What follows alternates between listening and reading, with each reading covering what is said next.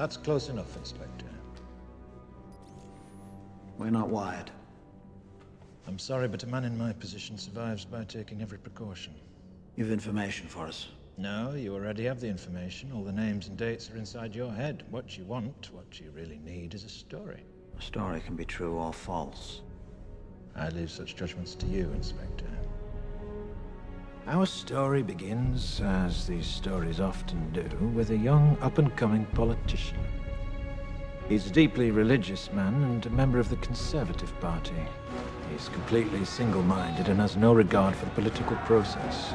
The more power he attains, the more obvious his zealotry, and the more aggressive his supporters become. Eventually, his party launches a special project in the name of national security. At first, it's believed to be a search for biological weapons, and it's pursued without regard to its cost. However, the true goal of this project is power, complete and total hegemonic domination. The project, however, ends violently. But the efforts of those involved are not in vain, for a new ability to wage war is born from the blood of one of the victims. Imagine a virus, the most terrifying virus you can, and then imagine that you and you alone have the cure. But if your ultimate goal is power, how best to use such a weapon? It's at this point in our story that along comes a spider. He is a man seemingly without a conscience, for whom the ends always justify the means, and it is he who suggests that their target should not be an enemy of the country, but rather the country itself. 3 targets are chosen to maximize the effect of the attack: a school, a tube station, and a water treatment plant. Several hundred die within the first few weeks. That Three Waters has, in fact, been contaminated. Authorities are attempting to control its deadly spread. Sent a wave of destruction throughout the underground. Fueled by the media, fear and panic spread quickly, fracturing and dividing the country until at last the true goal comes into view. Before the St. Mary's crisis, no one would have predicted the results of the election that year, no one. And then not long after the election, lo and behold, a miracle. Some believed it was the work of God himself, but it was a pharmaceutical company controlled by certain party members that made them all obscenely rich. A year later, several extremists are tried, found guilty and executed, while a memorial is built to canonize their victims. But the end result, the true genius of the plan, was the fear. Fear became the ultimate tool of this government, and through it, our politician was ultimately appointed to the newly created position of High Chancellor. The rest, as they say, is history. Can you prove any of this? Why do you think I'm still alive? I remembered the line from the Hindu scripture, the Bhagavad Gita. Vishnu is trying to persuade the prince that he should do his duty, and to impress him takes on his multi-armed form and says, "Now I am become death, the destroyer of worlds." I suppose we all thought that one way or another.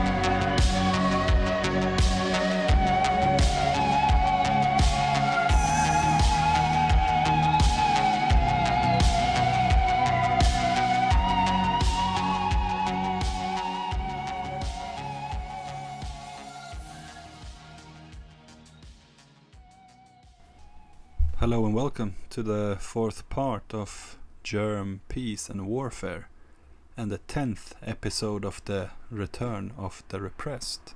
Glad to be with you lot again. We are in the double digits now.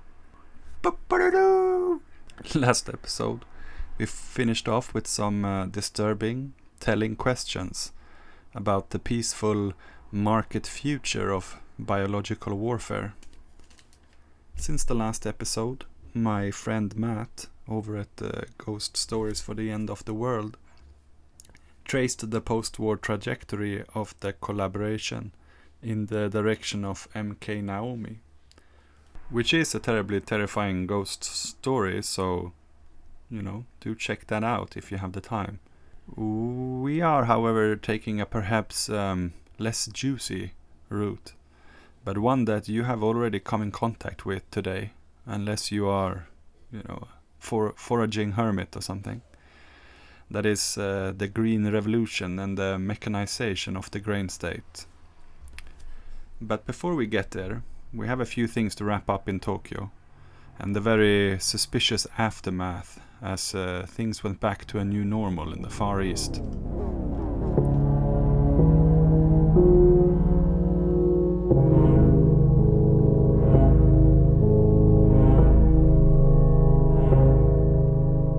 According to the Fell report, Ishii wrote an article about Japanese biological warfare's entire scope, summarizing his 20 years of experiments on biological warfare, his ideas on the use of biological weapons and war strategy, and how the weapons function under different environmental conditions, especially in extreme cold. Unfortunately, this report did not include the complete article, which certainly exists somewhere in the US. And that's not me making that speculation, that's the main Chinese scholar on the matter. As part of that story, Fell's Japanese informants promised theoretical and mathematical models about particle size and droplet distribution of disease microbes by bomb and aircraft sprays, which they called, quote, bacterial rain, end of quote. As Fell knew, these models had been developed through tests on human subjects. In addition, the scientists promised full accounts of 12 field trials against Chinese civilians, including the plague attacks on China and the Zhejiang-Jiangxi campaign of 1942, with maps of targets and a summary of results. Supplied with questions telegraphed from Detrick, Fell was able to find out about Japanese crop destruction agents and plans to destroy agriculture over the border in Siberia and throughout Manchuria. In the event that they had to flee, Unit 731 scientists had intended to leave behind a new kind of scorched earth. In addition, the Unit 100 scientists agreed to write about experiments on animal diseases, including anthrax and glanders. Fell reckoned that the top prize for the United States, to be shared with collaborating UK and Canadian BW programs, would be the collection of 8,000 slides of pathological sections from more than 200 human cases of diseases intentionally caused by BW agents. Quote, data on human experiments, when we have correlated it with data we and our allies have on animals, may prove invaluable, and the pathological studies and other information about human disease may help materially in our attempts at developing really effective vaccines for anthrax, plague, and glanders. End of quote.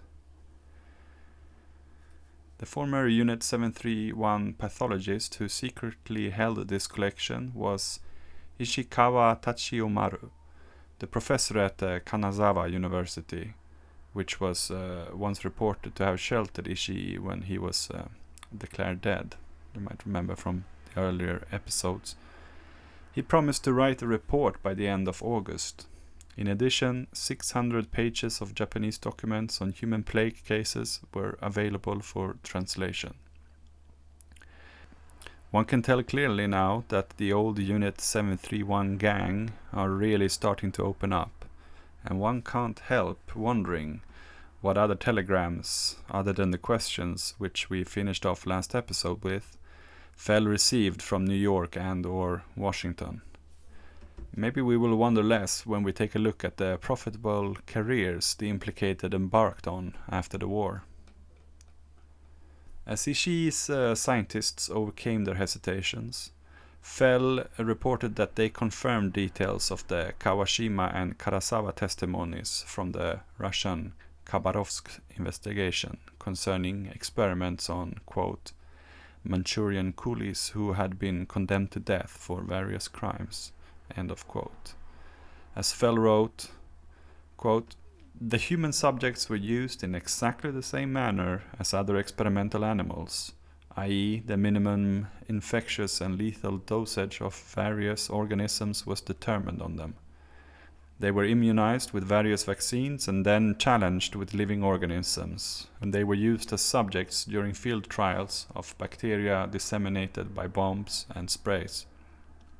End of quote.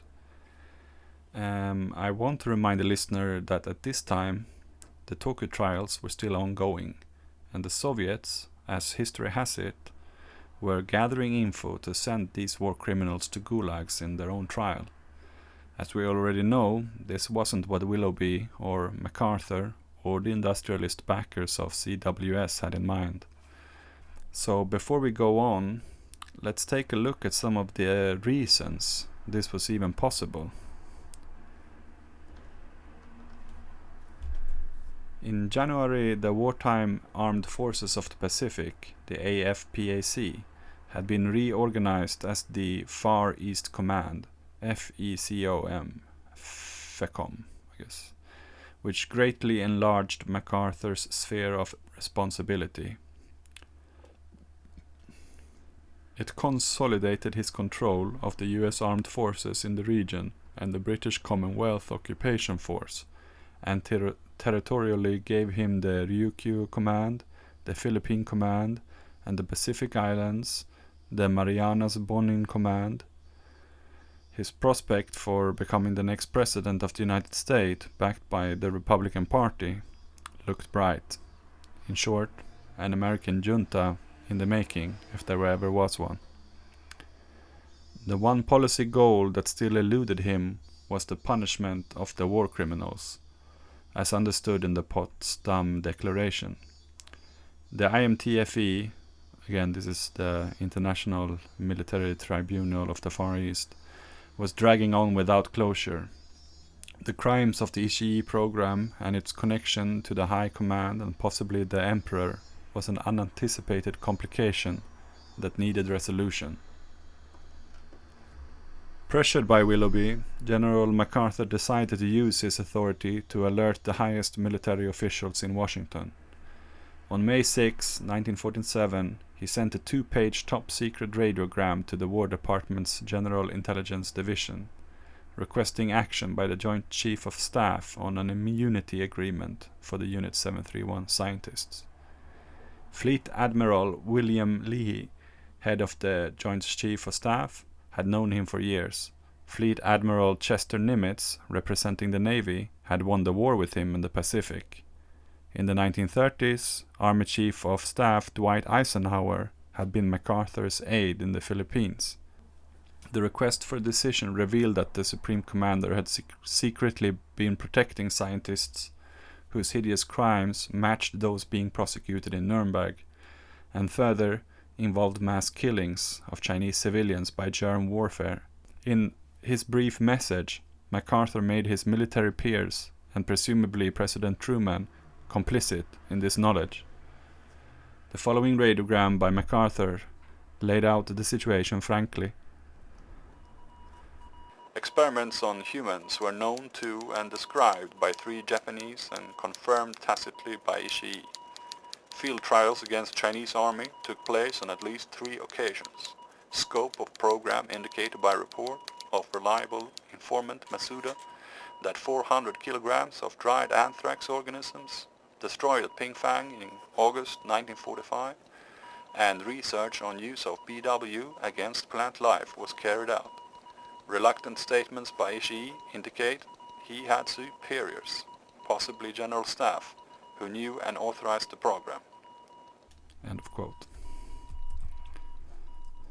Among the IMTFE defendants, these superiors included General Umezu, Tojo, and others who had led the Guāndōng Army in the 1930s, and General Hatta, who had commanded the Zhejiang Jiangxi campaign in 1942. Willoughby's belief that Ishii's cooperation was crucial to national security was evident in MacArthur's request. Ishii states that if guaranteed immunity from war crimes in documentary form for himself, his superiors and subordinates, he can describe the program in detail. Ishii claims to have extensive theoretical high-level knowledge, including strategic and tactical use of BWs, on defense and offense, backed by some research on best BW agents to employ by geographical areas of Far East and the use of BW in cold climates. The radiogram further stated that persuasion, exploitation of Japanese fear of the USSR, and desire to cooperate with the US had been effective in gaining information, and that the same methods could continue to be used. See, the Yankee spider is slowly with its hairy legs tapping and caressing the head of the Japanese spider. Let's spin a new web together. What do you say? MacArthur then suggested two contrasting responses. One was to offer official documented immunity to Ishii and his associates, which would likely guarantee the complete story, as he put it, of BW plans and theories. The alternative was to take a softer approach that relied on trust and avoided a signed agreement. Additional data, possibly including some statements from Ishii, probably can be obtained by informing Japanese involved that information will be retained in intelligence channels and will not be employed as war crime evidence. The phrase "in intelligence channels" offered the US government's institutional guarantee of secrecy with a diminished risk of scandal. And I don't think it's hyperbolic to suggest that this was the original primordial crime, which when the summer was over would give birth to the Central Intelligence Agency. What? You're saying that the farm has something to do with farming? Who would have thought of that? When the State War Navy Coordinating Committee had agreed with MacArthur's message, next on the G2 agenda was to allow the Soviets to interview some of the scientists to gather what the Soviets might already know. Throughout the time of the Tokyo trials and the interrogations, Soviet intelligence had been reaching out to the other allies ever since they captured Unit 731 at the end of the war, on how to collaborate in this investigation. Obviously, this was dismissed by the Americans, and when they finally allowed Colonel Lev Smirnov the interrogations in the summer of 1947, nobody was talking. First out was Dr. Murakami Takashi. In 1941, Murakami had taken over as chief of Unit 731's second section, in charge of research. Like the others in his cohort, he had been warned to reveal no secrets to the Soviets. His most repeated phrase turned out to be, quote, "Oh, my memory is poor." He could not remember any mass production of fleas, the meetings to plan the expedition to China in 1942, the expedition itself, whether Ishii had directed it, if the Guāndōng Army ever gave orders to the unit, or if experiments on captives had ever been conducted there. Murakami did remember being in Nanjing in 1942, but only as a part of an anti-epidemic effort to protect retreating troops. He was able to describe and even sketch porcelain anthrax bombs, but denied that they were ever filled with real bacteria, only with simulants to gauge what harm the enemy might do. I mean, what? How's that gonna simulate anything if it's not filled with bacteria? It's broken porcelain. Oh, it broke. Now nothing happened. Now we know many things. What? He portrayed himself as an, quote, average doctor, and an administrator who took his orders from Ishii and no one else. "What we cannot comprehend," the exasperated Smirnov commented, "is why you don't say the truth." "I can't tell you what I don't know," Murakami answered, and the interview ended. 3 days later, on May 16th, Colonel Smirnov returned to the Central Interrogation Office to question Dr. Ota, head of the second section at Unit 731, prior to Murakami, and at the EI 1644 unit in Nanjing in the 1940s. His research had included a series of anthrax aerosol tests on Chinese male captives. In 1941, he had led the plague attacks on Changde, and in 1942, along with Murakami, he had participated in the Zhejiang-Jiangxi campaign. Warned by the Americans, Ota evaded Smirnov's questions. He described Unit 731 as devoted only to defensive BW research and the EI 1644 branch as committed solely to anti-epidemic prevention among troops. He denied knowing anything about bacteriological warfare or extensive sabotage in China. Again, like Murakami, Ota played the humble administrator. "We just perform our assigned duties," he told Smirnov, "and we're ignorant of the nature and source of the orders." When Smirnov read him Karasawa's description of bomb experiments with Manchu captives, Ota responded, "Well, I don't know anything about it. I have never heard about it, and I have never seen any." After Ota denied that any Chinese captives were imprisoned at Unit 731, Smirnov showed him a map of the enclave and asked him to identify certain unmarked buildings. Ota replied that they were warehouses for chemicals. In fact, they were the unit's prison and crematorium. "You're not answering truthfully," Smirnov scolded Ota. "It's strange that you should conceal the facts." "Well, I'm not trying to conceal," Ota insisted, and he was allowed to leave. Smirnov had learned nothing from the two scientists, and as far as the Americans could tell, he knew little more than what was in the two Soviet affidavits. It was agreed that he would be allowed to interview General Ishii later, as soon as the general felt well enough. Without a signed immunity bargain, Ishii was speaking freely with CWS and G2 officers, even entertaining them at his home, while G2 reinforced its relationship with 20 other Unit 731 scientists, paying for restaurants, hotel accommodation, and personal gifts at brothels, enough to win their trust. In the interrogation, Smirnov pressed his point, telling Ishii that other scientists who had once worked for him had described the frequent testing of BW bombs. Ishii shrugged off the insinuation by arguing that to prepare adequate defenses, one had to know the enemy's capabilities.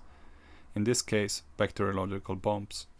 "The offensive and the offensive acts are synonymous in the primary stage," he said, "but I'm ignorant of any large-scale operation." When Smirnov tried to determine if experiments on bacterial virulence and stability had been conducted, Ishii pleaded ignorance. Pushed about the plague attacks on China, he claimed he knew nothing. Smirnov countered by saying that he had the names of 3 men who had testified to having participated in the attacks on Ningbo in October 1940. Ishii said he knew nothing about it since he spent every autumn in Tokyo on administrative business. Besides, he added, plague had been rampant in China that year. As for the scenario of a plane dropping plague-infected fleas, he replied, "Oh, I feel it is based upon imagination." "How can you deny these things?" Smirnov asked impatiently, and then he exaggerated what Murakami Takashi and Ota Kiyoshi had revealed in his recent interviews of them. "Your subordinates who were interrogated in Tokyo have confirmation as to expeditionary unit. Even Murakami and Ota have made similar statements." "Oh, they're telling lies," Ishii retorted. Smirnov then confronted him about atrocities. Had prisoners been used for medical experiments? Ishii said he knew nothing about this. In response, Smirnov read Major General Kawashima's description from his September 1946 interview in Khabarovsk. From 150 to 200 criminals were confined in 2 guardhouses, and the number of criminals which was delivered annually to the unit amounted to 500 to 800, and therefore, while I was with the unit, approximately 1,000 to 1,200 criminals were received by the unit.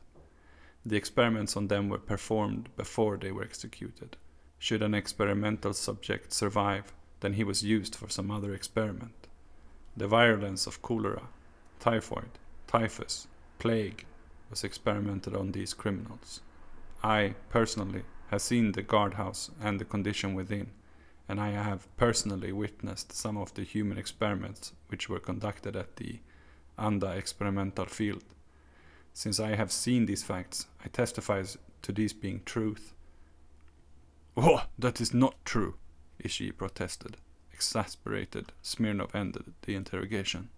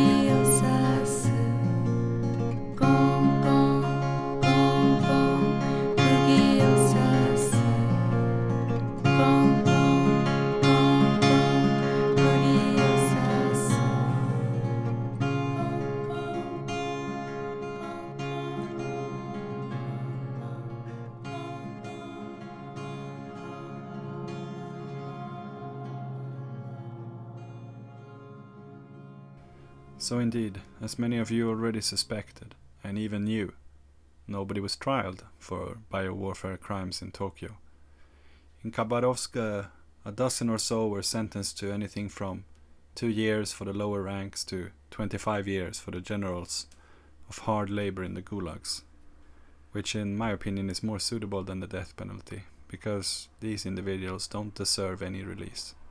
They need to disappear slowly, in many years of the freezing Siberian wind, until they understand through and through that they brought shame upon the whole of mankind. To all the Alan Moore heads and V for Vendetta fans out there, I want to make the following note. because I too was struck by the evil genius character of the book the first time I came in contact with the story of a state inventing a virus in order to be the sole provider of a vaccine, and at the same time during the chaotic conditions of that vaccine becoming a necessity, usurping political power.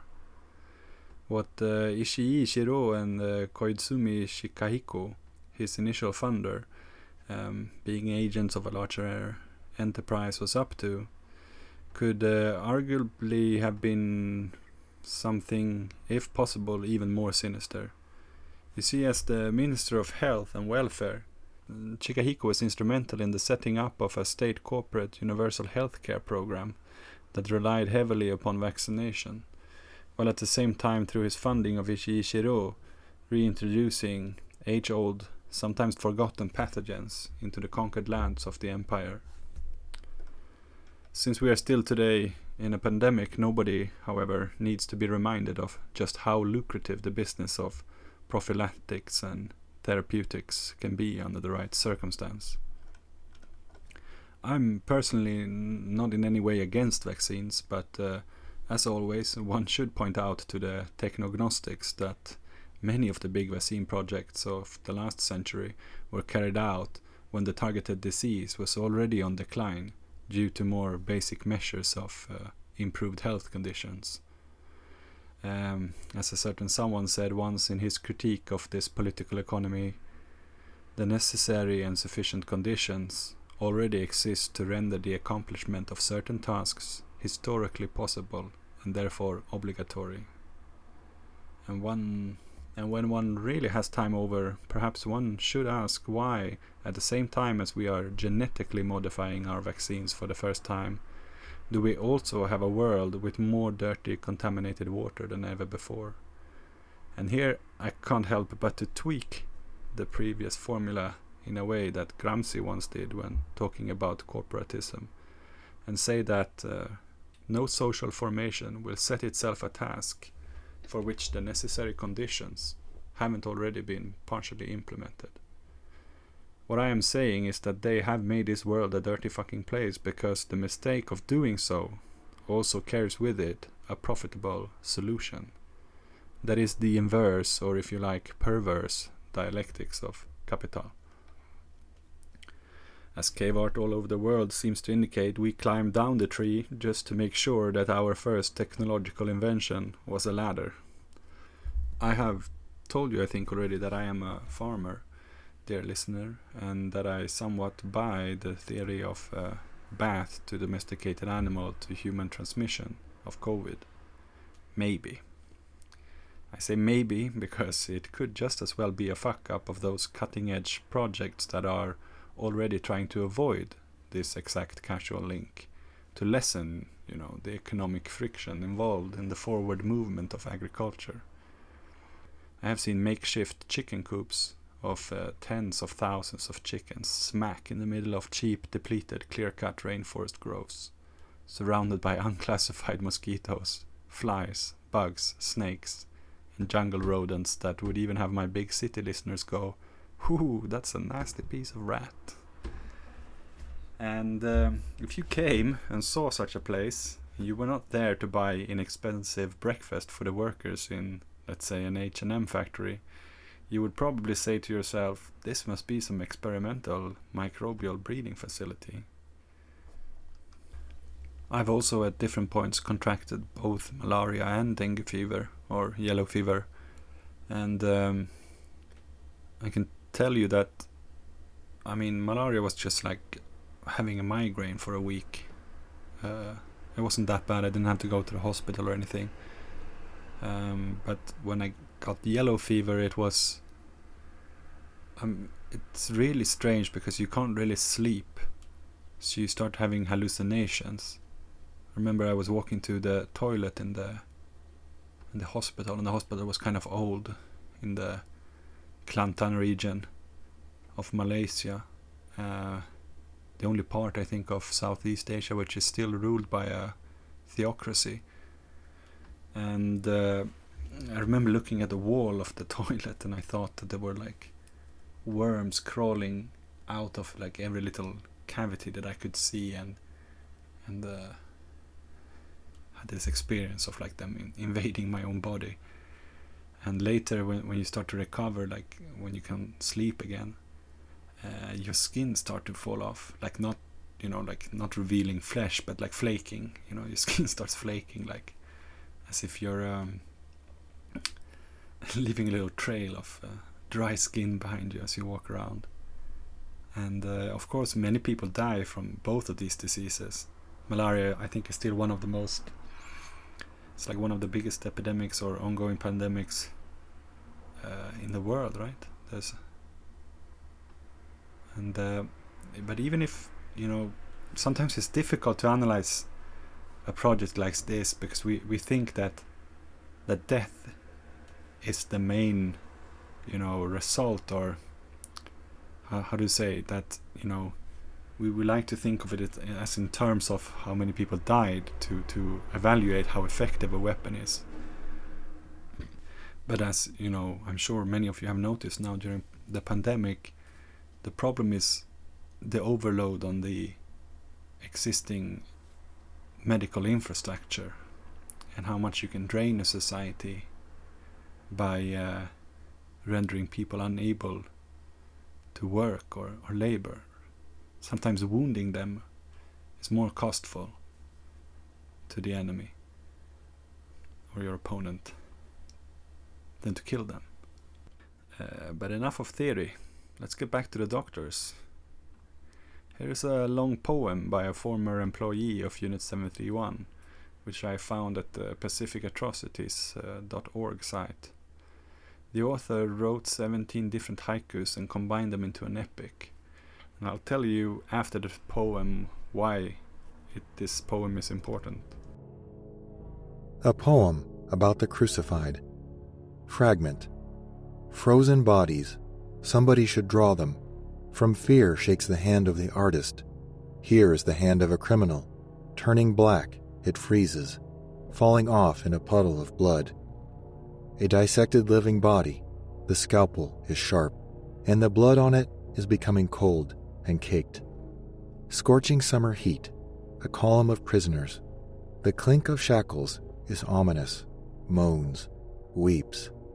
Let's run! A call to action, but a bullet is released, and the only freedom from suffering is death. Down with imperialism, about such prisoners wrote. Their blood is on the prison's walls. In the flaming bonfire, burn the corpses of prisoners. Everything is passed to the fire to leave no trace. Crucified on the cross, test subjects of the unit, plague fleas of suffering bring death. The bloodthirsty devil is seen in the appearance of the doctor who committed such cruel deeds.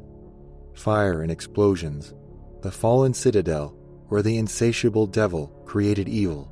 In sweat and filth, the faces of fugitives. Trains race across the endless steppe, tunnels, stages, soot, smoke, and the tightness of the freight car. Only one aspiration, to vanish, to flee.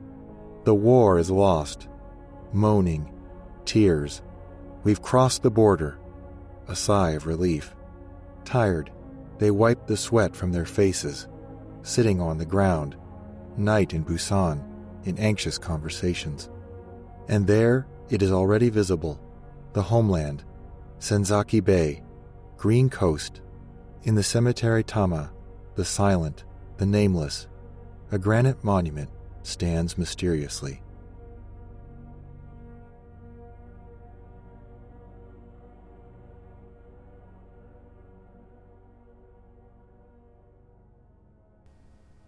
The last stanza, about the pagoda monument at the Tama Tokyo Cemetery, is very significant. With the end of the war, the unit was officially disbanded, but its members did not lose sight of each other. They organized, quote, societies of fighting friends, end of quote. Once a year they would meet at old Japanese gatherings and maintain old ties. In 1958, a pagoda monument was erected at the Tama Cemetery in honor of the souls of the dead members of the Detachment 731. You see, not the victims. Only a few Sanskrit characters are carved on black granite, and there are no more inscriptions. It was secretly erected in a cemetery, and the reasons for its existence is hidden from people. The man who erected the pagoda, and who we might assume is the leader of the ultra-right wing's secret society of fighting friends, is Hideo Futaki. Hideo Futaki, together with Ryoichi Naito and Masaji Kitano, formed in 1947, before the trials were over, the Midori Juchi, that is, the Green Cross Corporation, a Japanese pharmaceutical company with more than 1 billion in assets and offices worldwide, including in New York City and Los Angeles. The company managed to rise to such power so quickly as Japan's first commercial blood bank, that is the Japan Blood Plasma Company, which provided blood plasma to the US during the Korean War. 10 other Unit 731 doctors are known to have worked for the company. I know that you are thinking, geez Marcus, that's terrible, but it's almost to be expected, right? I sure hope this Green Cross Corporation didn't get involved in anything else, right? Though the information through leaked documents would not be revealed until the late 90s, the Green Cross Corporation was prosecuted for introducing HIV to Japan by knowingly having distributed contaminated blood plasma starting in 1983, continuing until 1988. The media at the time blamed the Japanese homosexual who had returned from the US. Patient zero theories are often false, and I saw that in 2020, Healthline.com debunked the other French-Canadian airline patient zero theory, which was the big one in the US. The scientists now seem to conclude that the AIDS virus traveled from its origin in Africa to islands in the Caribbean, and from there it migrated to New York City as early as 1970, where it spread rapidly. Now, the blood scandal dragged on for several years in Japan. Eventually the company was forced to pay millions in damages, and 3 company scapegoats were sent to prison. Now, to freak you out a little, since official researchers are allowed to change their story again and again, if you study the 3 founders' careers of expertise in the biowarfare program, you will find that Unit 731 used women intensively in its studies of sexually transmitted diseases. Under the direction of Ping Fun's Dr. Hideo Futaki, that's our pagoda guy and the founder of the War Friends Secret Society and the Green Cross Corporation, the same research group that worked on tuberculosis experiments were also assigned to syphilis tests, perhaps because both bacterial diseases manifest in victims as slow chronic illnesses. Unit 731's research into such illnesses indicates an interest in spreading contagion that would cause long-term hardship to civilian communities. Tuberculosis and venereal diseases served no battlefield attack or short-term military strategic purposes, but syphilis had become a vexing problem for the Japanese army in Manchuria, as thousands of troops had developed serious infections. It is clear from the nature of the Unit 731 experiments that the research went beyond ascertaining how the Japanese could better protect soldiers from venereal disease. Some of these studies involved pregnant women and the passage of syphilis bacteria from mother to infant. An anonymous veteran of Unit 731, who had served as Ishii's driver and personal assistant, told the writer that, quote, "At first we infected women with syphilis by injection, but this method did not produce real research results. Syphilis is normally transmitted through direct contact. Investigating the cause of the disease can offer no useful results unless it is acquired this way, and so we follow the system of direct infection through sexual contact." End of quote. What the man is trying to say is that they raped them. And if you really feel like you need to know what happened with the babies who were born in Ping Fan, then you have to do that research on your own. Man number 2, who we know from the previous episodes and the reports, Ryoichi Naito, would remain head of the Green Cross until the 80s. And I really hope your speculating mind will let you sleep tonight when I tell you that he was the head not only of the Biowarfare's Tokyo branch, but also of animal-human blood experiments at Unit 731. I know what you're thinking, dear listener. Come on, man, please don't tell me the Soviets found monkey cages at the godforsaken site. Yeah, they did. They found many. And the man who wrote most extensively on monkey experiments was the man in charge of Ishii's funeral, and our third Green Cross founder, Masaji Kitano.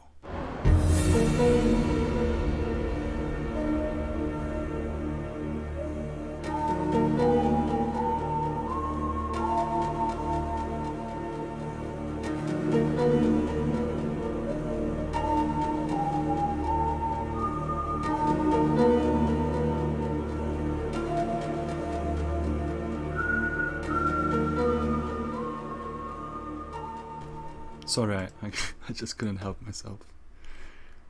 I have the soul of a clown, as somebody said. In 1998, the Green Cross Corporation changed its name to Midori Farmerica. Then in 1999 to the Hellfire Corporation. And in October 2001 it merged with the pharmaceutical branch of the Mitsubishi Corporation. The adverse publicity from the AIDS Unit 731 scandal had forced a drastic curtailment of its operations, and even made necessary the hiding of its very identity from the public. Still, the Green Cross Corporation lives on, even now, as a distinct corporate entity within the enormous Mitsubishi conglomerate, one of the Zaibatsu corporations. None of the books which I have read single-handedly made this chain of connections, but it's all there. And having found out this much, I couldn't help myself digging a bit further for a few long days. In an old photocopy of Forbes from 1983, I found among advertisement for IBM personal computers, Johnny Walker Red Label and Volvo 760 a small piece with the title The Business of Blood, which read and told the story about the sudden death of our old friend Naito and a big deal between Green Cross Corporation and Alpha Therapeutic in California over the rights to sell Naito's artificial blood, Flusol DA. Flusol DA, which remains the only oxygen therapeutic ever fully approved by the FDA. An oxygen therapeutic being, if you go to the National Center for Biotechnology information, that sought after artificial blood product, which compared with the packed red blood cells, has the benefits of prolonged shelf life, lack of a cross-matching requirement, and minimal infectious risks or concerns about immunogenicity. Oh, I feel very safe now.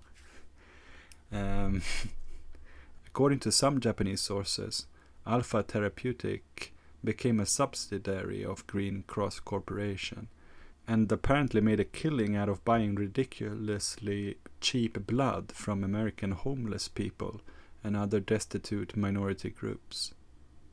I mean, do you think I'm just kidding when I tell you that these people are vampires?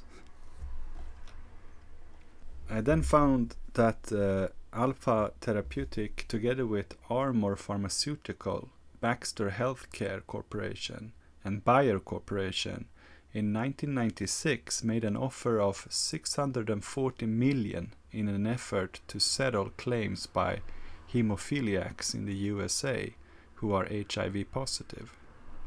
These kinds of lawsuits would continue over a 20-year period, so I don't really know what the final,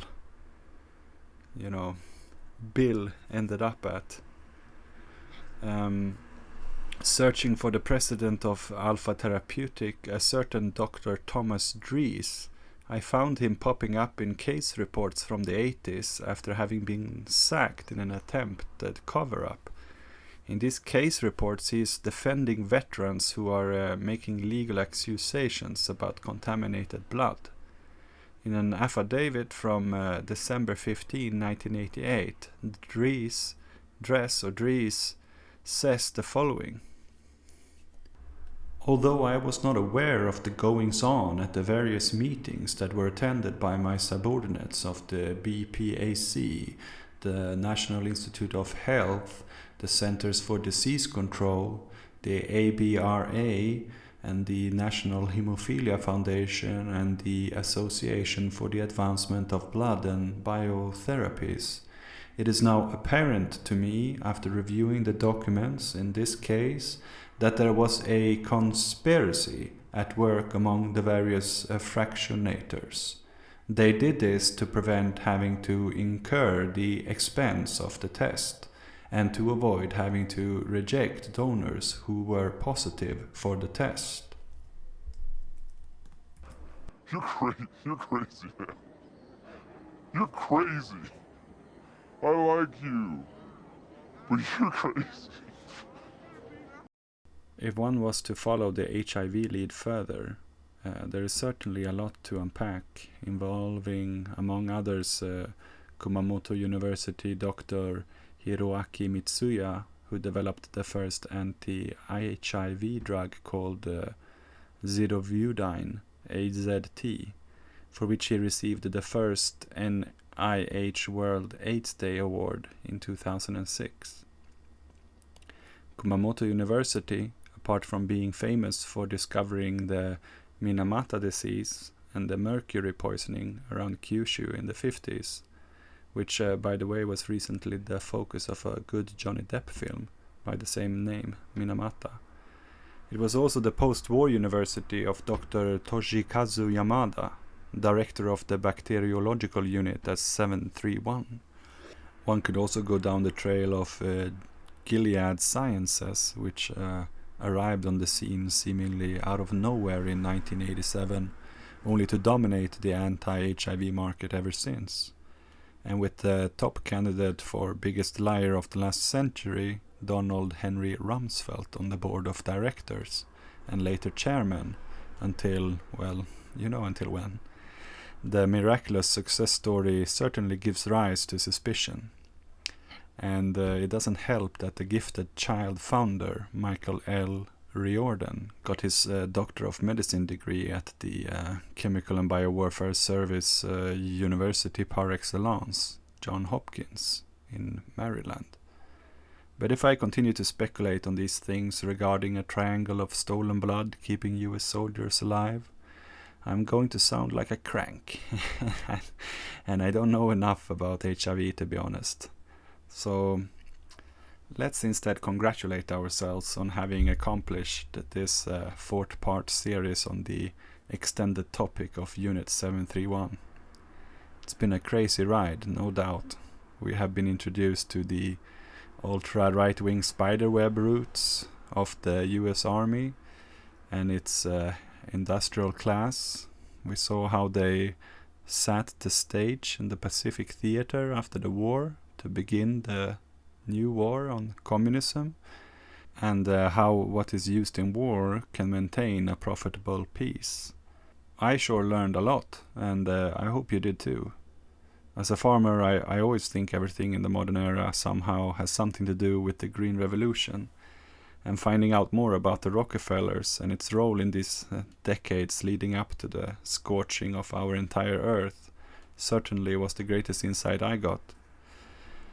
And I have, due to a few requests, also decided to open up a Patreon. The reason for this, I think Jimmy Falun Gong already said it best, is so that I can read and that you don't have to. I know most of you are busy and most of you don't have the time to read 5-6 books during the precious summer months about Japanese biowarfare, nor could you be asked to scroll through the photocopy archives of the United Nations or Forbes magazine or Chinese eyewitness reports. But if you want me to, do that, then I will continue to provide original research that you can't get anywhere else. So please head over there and, you know, for what, the price of a small cabbage head, you can keep this show going, and that'd be lovely. So prepare yourself now, friends and comrades, to embark on an even longer journey as I aim to rejuvenate the class hatred you already feel for people like Bill Gates and Jeff Bezos by telling you the story of how and why they came to be quickly buying up the last remaining farmland and the first production step in the most important division of labor in the late capitalist era of this, our ancient grain state.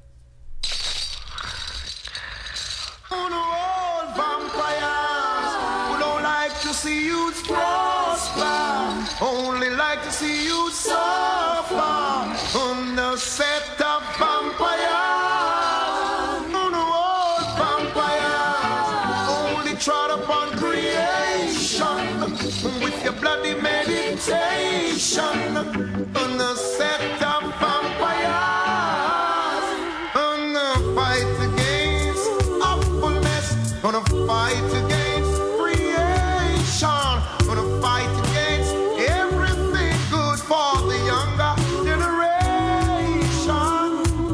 On the old vampire, the one the wickedness at midnight, and on the humble when it's daylight. On the set up on the old vampires, only like to see blood running. Make sure you know it's fire burning on the set of vampire. I wanna fight against awfulness, fight against creation. You fight against everything good for the younger generation. Oh, the old vampire, only tried upon creation, stuck in the blood